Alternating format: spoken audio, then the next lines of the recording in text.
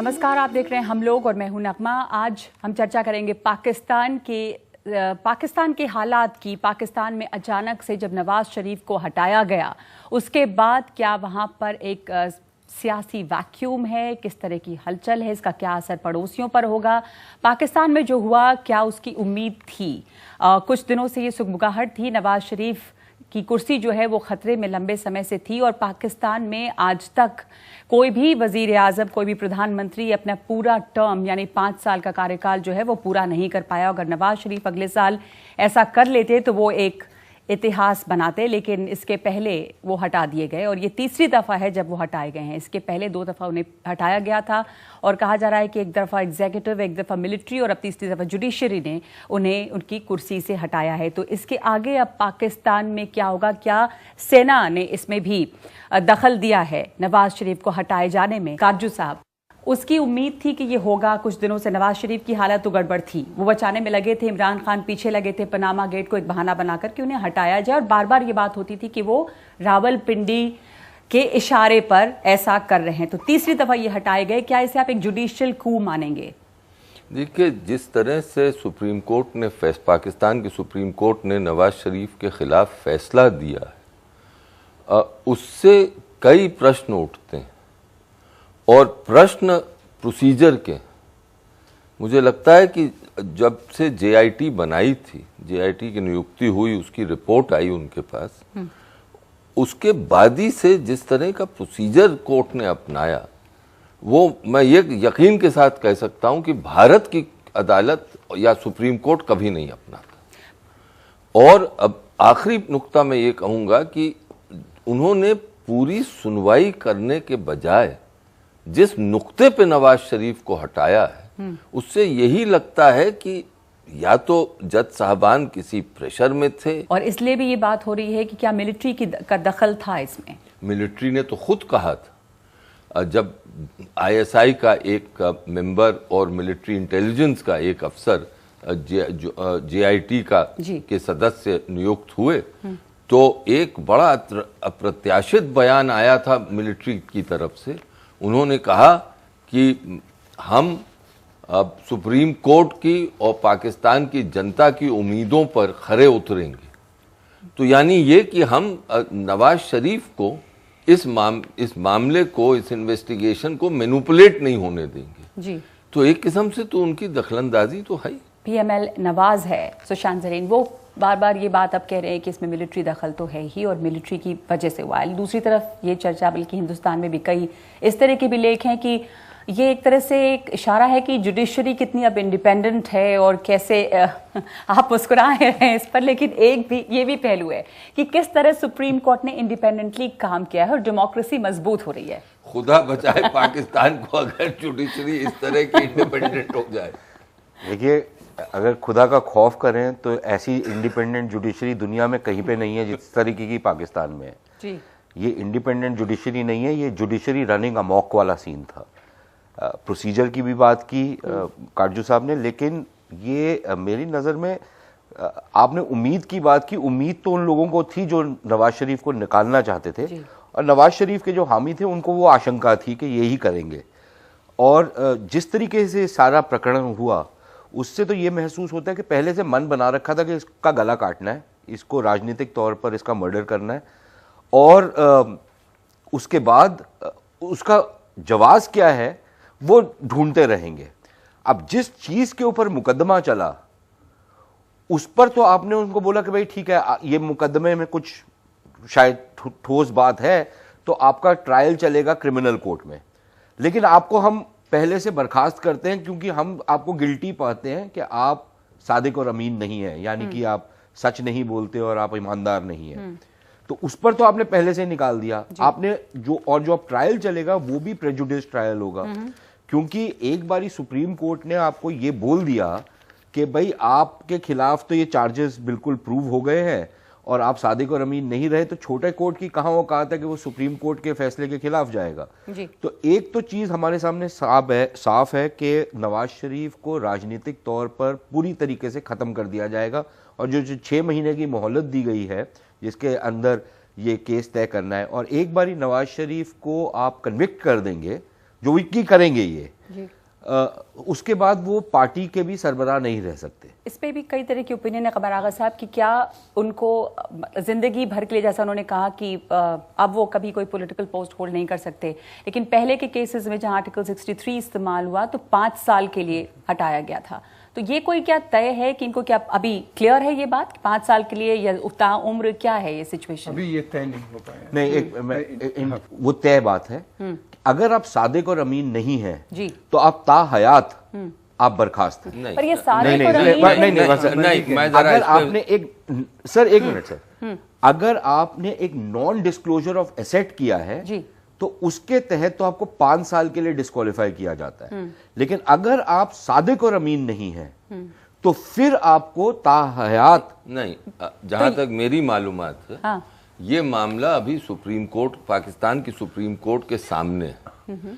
कई लोगों ने उनसे ये कहा है कि अब ऐसा नहीं कर सकते हैं कि हर जिंदगी उसको बर्खास्त कर दें, क्योंकि लोग बदल भी जाते हैं। कोशिश इस बात की है कि इनका करियर बिल्कुल ख़त्म कर दिया जाएगा। उसकी वजह यह है कि इनके ऊपर बहुत सीरियस केसेस हैं और अकाउंटेबिलिटी कमीशन में कमेटी जो बैठेगी उसके बाद उसका जो केस चलेंगे, जो नेशनल अकाउंटेबिलिटी ब्यूरो जो है उसका जो केसेस चलेंगे, मनी लॉन्ड्रिंग का केस है, फ्लैट्स लंदन में खरीदे गए हैं उसका है, ये प्रॉपर्टीज तो आई हैं और ये भी सही बात कहा जाता है कि ये मनी लॉन्ड्रिंग के थ्रू आई हैं। ये बड़ा मुश्किल होगा प्रूफ करना इनके लिए। तो मुझे तो ऐसा लगता है कि इनका कैरियर ही नहीं ख़त्म करेंगे बल्कि इनकी पूरी फैमिली जेल जाएगी। बेटी, दामाद, बेटा, ये तमाम लोग। सब लेकिन लोग नवाज शरीफ पहले 2 दफा इनको जिस तरह हटाए गए लेकिन वापस आए, इस दफा इसकी गुंजाइश नहीं लग रही। अभी जो आप कह रहे हैं कि एक तरह से इनका करियर खत्म किया गया, या इनको किस चीज की सजा मिली है? क्योंकि मक्की जो है जमात दावा के, उन्होंने ऑन रिकॉर्ड कहा ये कि इनको एक तरह से जमात के खिलाफ जाने की, जिहादियों के खिलाफ जाने की सजा मिली है नवाज शरीफ को। नहीं, मेखल उन्होंने जमात दावा के खिलाफ ऐसा कौन सा कोई कदम उठाया था? पैसा दिया था इन्होंने काफी। हाँ, एग्जैक्टली। तो जिहाद को ये सपोर्ट नहीं कर रहे थे क्या हाल के दिनों में? बिल्कुल कर रहे थे। और हमारे यहाँ पर जो ये हाई दुआ मचाई हुई है कि पता नहीं कोई बहुत हमारा दोस्त जो है उसको बर्खास्त कर दिया गया है, ये जब से आए हैं 2013 से इन्होंने बहुत सारे ऐसे कदम उठाए हैं कि हालात भारत और पाकिस्तान के बीच में खराब ही हुए हैं। लेकिन दूसरी चीज ये है कि जितनी भी जिहादी तंजीमें हैं, जब आदमी पावर में होता है उसके खिलाफ वो ज्यादा बकबक नहीं करती। जैसे ही वो पावर से बाहर निकलता है तो वो सारे यही बोलते हैं कि जिहाद के खिलाफ थे वगैरह। तो मैं इन जिहादियों तंजीमों को बहुत संजीदगी से नहीं लेता, लेकिन एक चीज हमारे को, अगर हम साइकोलॉजिकल वॉरफेयर करना चाहें तो हम इनकी स्टेटमेंट्स को अपने हक में यूज कर सकते हैं। लेकिन इनको हटाया, देखिए इसके आसार जो थे ये तब से नजर आने शुरू हो गए थे जब ये डॉन लीक्स वाला केस हुआ। प्रवीण स्वामी, आपको क्या लगता है नवाज शरीफ जो हटाए गए और उनका पॉलिटिकल, न सिर्फ हटाए गए, पॉलिटिकल करियर बिल्कुल जो खत्म करने की कोशिश उनकी हुई है, तो उसकी मेन वजह क्या है? किस चीज की सजा उन्हें मिली है? ये डॉन लीक से, जैसा सुशांत सरीन कह रहे हैं कि एक बड़ी वजह वो है, पनामा गेट तो एक बहाना है, तो क्या लगता है आपको किस चीज की सजा मिली है उनको? इनकी प्रॉब्लम्स तब शुरू हुई जब इनने ये तय किया कि वो परवेज मुशर्रफ के पीछे परवेज मुशर्रफ को ट्रायल करने की उनने कोशिश शुरू की। क्योंकि ये कोई शक नहीं है कि फौज के अंदर बहुत सारे लोग थे जिनको लगा कि एक सिविलियन प्राइम मिनिस्टर सीमा पार कर रहा है। चाहे उसी फौज में परवेज मुशर्रफ की बहुत ज्यादा पॉपुलैरिटी नहीं थी, लेकिन तब भी लोग बर्दाश्त करने को तैयार नहीं थे कि एक सिविलियन एक आर्मी चीफ के पीछे इस तरह पड़े। और मैं सुशांत जी से थोड़ा इस पे असहमत हूँ। मुझे कि इसमें कश्मीर, नवाज शरीफ की कश्मीर और इंडिया पॉलिसियों का कोई ज़्यादा असर नहीं था। मुझे लगता है कि वाकई जिहादी तंजीमें जो थी वो नवाज शरीफ के टर्म में बहुत मतलब के टर्म के काफ़ी शुरुआत में उनसे नाराज़ हो गई थी और वो फौज की सहमति के साथ नवाज शरीफ के पीछे पड़ गई थी। और ये फौज की तरफ से एक इशारा था कि वो उनकी पॉलिसी से नाखुश थी। तो मेरे जहन में कोई मतलब इस पे दो राय नहीं है कि नवाज शरीफ ने प्राइस पे किया है, एक अलग फॉरेन पॉलिसी और एक अलग सिक्योरिटी पॉलिसी में सिविलियन इन्फ्लुएंस असर्ट करने का। जी, जैसे कि पठानकोट के इन्वेस्टिगेशन या मुंबई मामले को रीस्टार्ट करना, या फिर ये कहना कि अगर लॉ एजेंसीज कार्रवाई कर रही हैं आतंकवादियों या मिलिटेंट्स के खिलाफ तो उसमें दखल अंदाजी ना हो ज्यादा, ये मैसेज दिए गए थे आर्मी को भी। इन सब चीजों से नाराजगी थी, आर्मी उनको बिल्कुल हटाना चाहती थी। मुझे कोई शक नहीं है कि जब उन्होंने प्राइम मिनिस्टर नरेंद्र मोदी को वादा दिया कि पठानकोट पे जैसे कि वो इन्वेस्टिगेशन करना चाहते थे और उनके डिफेक्टो फॉरेन मिनिस्टर सरताज अजीज साहब ने और नवाज शरीफ साहब ने भी जैश ए मोहम्मद का नाम लिया, कि इस पे फौज बहुत ही नाखुश थे और काफी उनने कोशिश की पूरे इन्वेस्टिगेशन को सैबोटाज करने का और फिर उसको रोक भी दिया। तो आर्मी और सिविलियन गवर्नमेंट बिल्कुल एक पेज पे नहीं थे। अब नवाज शरीफ के क्या इस पे कैलकुलेशन थे, क्या वो समझते थे कि यूनाइटेड स्टेट्स फौज पे प्रेशर दबाव लगा पाएगी और किसी तरह उनको सपोर्ट कर पाएगी, उनके कैलकुलेशन क्या थे हमें पूरी तरह पता नहीं है। आप भारत के साथ अगर हम बात करें तो ये नहीं है कि भारत के बहुत बड़े दोस्त थे या रिश्ते बहुत सुधर गए, लेकिन क्या उन्होंने कोशिश की अपने ही, चाहे हो सकता है निजी हित की वजह से, कि ट्रेड इंप्रूव हो, ये कोशिश की कि बायलैटरल टाइज बेहतर हों। इन तमाम चीज़ों की कोशिश नवाज शरीफ की तरफ से दिखाई दे रही थी, हालांकि बहुत सारी मजबूरियां उनके साथ थी, वो कर नहीं सकते थे। बातें तो उन्होंने सारी की थी, हाँ। लेकिन उन्होंने कौन सा ऐसा कदम उठाया था जिससे हम ये मानते हैं कि वो एक्चुअली ये करना चाहते थे। एक ट्रेड डील जो थी भारत और पाकिस्तान के बीच में, पिछली जो सरकार थी नवाज शरीफ से पहले पीपल्स पार्टी की, उन्होंने एक ट्रेड डील साइन की थी। नवाज शरीफ ने आके उसमें अड़ंगा डाल दिया था। पहली चीज जो उन्होंने की थी उसमें अड़ंगा डाला, उस ट्रेड डील को आगे नहीं बढ़ने दिया और उसके गोल पोस्ट शिफ्ट कर दिए। थैंकफुली नरेंद्र मोदी की सरकार ने आके उस पर बोला कि नहीं, वही जो ओरिजिनल डील थी वहीं पे जाएंगे। दूसरी चीज, जब से ये पावर में आए जिस तरीके से इन्होंने कश्मीर का मुद्दा दोबारा से एजिटेट करना शुरू किया, उसकी कोई मिसाल नहीं थी उससे पहले 5 साल में। कश्मीर के मसले पे अब पाकिस्तानी फौज और नवाज शरीफ में कोई अंतर नहीं। जी, मैं तो यहाँ तक समझता हूँ कि कश्मीर के मसले पे ये पाकिस्तानी फौज से भी ज्यादा सख्त है।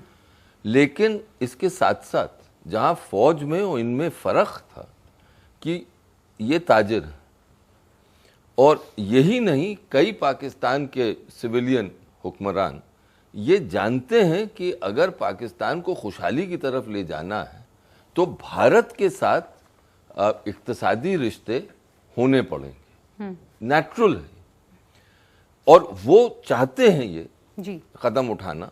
ये सबको मालूम है कि अपनी कंपनियों के लिए, अपनी मिलों के लिए अब दुबई के जरिए ये यहाँ से मशीनरी खरीद के ले जाते हैं, इनकी फैमिली, लेकिन फौज इसकी इजाजत कभी नहीं देती।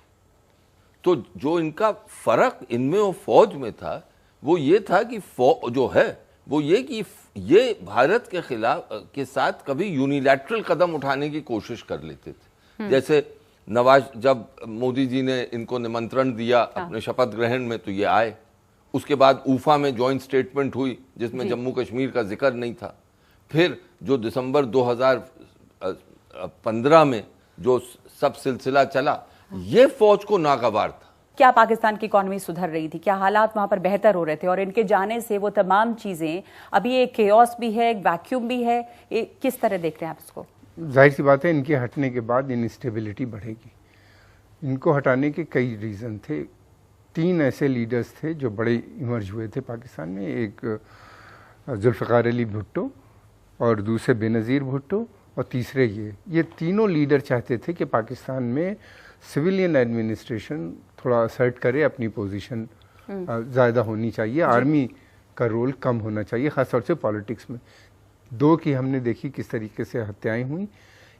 ये बच जाते हैं, इस वजह से बच जाते हैं कि ये पंजाब के थे, और दूसरी बात ये कि ये स्वयं जमात इस्लामी से इनका बड़ा घनिष्ठ संबंध था और तबलीगी जमात से इनकी फैमिली में थी। मैं वो भी पूछना चाहती थी कि जमात इस्लामी और तबलीगी जमात से जब इनके संबंध थे, उनकी मदद से ये चुने भी गए बहुत उस जमाने में, तो ये अलग कब हो गए जब अब शिकायत है कि जमात के खिलाफ है या काम उसके खिलाफ कर रहे थे? देखिए, जमात के बेसिक ताल्लुकात जो हैं और जो कनेक्शन है उसका आर्मी के साथ है। ये ज़ियाउल हक के चेले थे, ज़ियाउल हक इनको लेके आए थे और फिर उसके बाद ये जमात में रहे और वही लाइन लेते रहे। लेकिन जब ये पावर में आए तो इन्हीं ने कहा कि हमें पास पावर सिविलियन की ज़्यादा होगी। ओवर द ईयर्स इसमें इनमें चेंज आया और अपनी सिचुएशन, ये पैन पाकिस्तान लीडर बनने का इनकी ख्वाहिश थी। तो ये और काफी अलग होते गए थोड़ा सा, जमात इनसे नाराज होती उनके फंड्स वगैरह को कंट्रोल करने लगे। जमात वही करती है जो आर्मी कहती है। दूसरी बात ये कि इस केस में जो एक पिटिशनर जमात इस्लामी भी थी, जमात इस्लामी के चीफ भी थे जो इस केस में पिटिशनर। और तीसरी चीज ये कि पाकिस्तान के जो कोर्ट है, जुडिशरी जो है, इसमें ज्यादातर लोग जमात के पॉलिटिकल स्ट्रेंथ बढ़ रहा था। मेरे साथ मुशर्रफ जैदी जुड़ रहे हैं इस वक्त पाकिस्तान से। मुशर्रफ जैदी साहब, क्या नवाज शरीफ का मजबूत होना या सिविलियन सरकार का मजबूत होना, जिस तरह उनका ताकतवर हो रहे थे वो, क्योंकि इकॉनमी भी बेहतर हुई थी शायद पाकिस्तान की उनके इसमें, क्या इसकी सज़ा नवाज शरीफ को मिली है? ये आर्मी को गवारा नहीं था और उनके निकाले जाने में आर्मी का दखल ज़रूर है, या मानते हैं आप? देखिए, आर्मी का दखल हर मामले में इस मुल्क के आर्मी का कोई ना कोई दखल या कोई ना कोई रोल जो है वो है, रहता है। और आइंदा कम से कम मैं अपनी ज़िंदगी को देखूं और अपने बच्चों की, तो वो रहेगा भी। और इसको इससे जोड़ना कि आर्मी और इनके दरमियान इख्तलाफात थे, ये मैं समझता हूँ ये गलत बयानी तो शायद बहुत ज़्यादा सख्त अल्फाज होंगे, लेकिन ये तज्जिया जो है ये दुरुस्त नहीं है। जो सज़ा नवाज शरीफ को मिल रही है वो अपने करतूत की और अपने नाअहली की मिल रही है। जितनी भी कामयाबियां, किस करतूत जी मैं समझाता हूँ। जितनी भी कामयाबियां इस दौर में नवाज शरीफ की हैं, उन सबको रद्द करने वाली जो एक चीज रही है वो उनका पैनामा पेपर्स पर रिएक्शन जो है शुरू से, वो उसने इन सब चीजों को रद्द कर दिया है। डे 1 जब पैनामा पेपर्स पिछले अप्रैल में शाये हुए, उसके तीसरे दिन उन्होंने कौम से खिताब किया, तो उसमें इन्होंने जो बयानिया पेश किया वो ये था कि वो बहुत ज्यादा मजलूम है और उनकी फैमिली पर इस राष्ट्रीय के बड़े जो है गंभीर किस्म के जुल्म जो है वो उनके साथ किया गया है।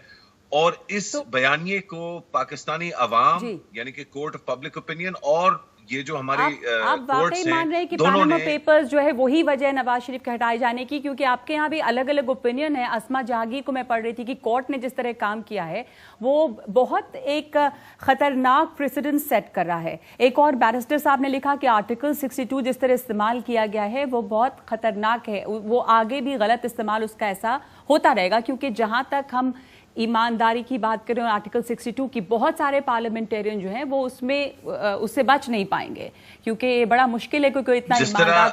जी जिस तरह यूपी एक बहुत बड़ा स्टेट है इंडिया में, तकरीबन इतना ही बड़ा पाकिस्तान है, बहुत बड़ा है, 20 करोड़ लोग हैं यहाँ पे। तो मैं जो बयानियां दे रहा हूँ वो जो मुझे समझ आ रही है, जो मेरा ओपिनियन है वो मैं पेश कर रहा हूँ। पनामा पेपर्स पे जो भी मसले सामने आए थे कोर्ट के, अब उसकी बुनियाद पे कोर्ट ने अभी नहीं उनको हटाया। वो तो एक जीआईटी ने ये पाया कि एक कंपनी थी दुबई में जो इनके लड़के की थी, FZE कैपिटल, हाँ, उसके ये चेयरमैन थे।